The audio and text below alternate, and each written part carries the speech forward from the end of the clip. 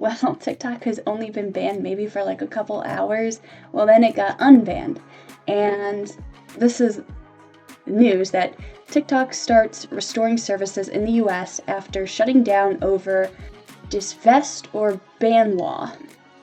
TikTok begins restoring services to users in the United States following a temporary and voluntarily shutting down that lasts less than a day.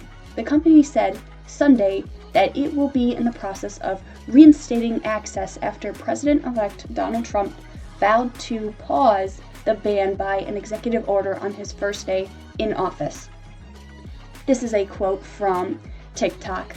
"We thank President Donald Trump for providing the access, clarity, and assurance to all of our service providers that they will face no penalty providing TikTok to over 170 million Americans, allowed over 7 million small businesses to thrive," TikTok stated. "It's long-standing for the First Amendment and against arbitrary censorship. We will work with President Trump on a solution that keeps TikTok in the United States." This is their statement that they put out. Trump's going to expand on an executive order to give TikTok more time to find a more permanent solution that will allow TikTok to stay. Trump says he wants at least 50% of American ownership, meaning it's not all owned by a Chinese company. I just made a video on this earlier going over my little PowerPoint presentation. So how does that affect what I said earlier? It really doesn't. I will say that it will give us a little bit more insight that at least the company doesn't have to be 100% US owned. It can still be 50-50, but it has to be at least 50% US owned, meaning the US would still have a lot of say over the app, which if we go back, let me get rid of my little character. If we go back to my spreadsheet, now this is one that I just redid, but if we, my goodness, can I go back to the page? Okay, so this is what my first one looked like. I said that, like, okay, either the Chinese company is going to be like, I'm not going to sell, and they fully pull out, or they're going to be like, okay, we'll sell you the name, but you got to make your own code, or we'll sell you half of our code, and you have to Frankenstein it. And that's most likely going to lead to TikTok just dying because no one's going to want a half Frankenstein code or a whole new code, because that's going to change the algorithm on how some of these people get quote unquote famous. What did I add? I see everything kind of still being the same. It's just that, will this company accept 50-50 ownership?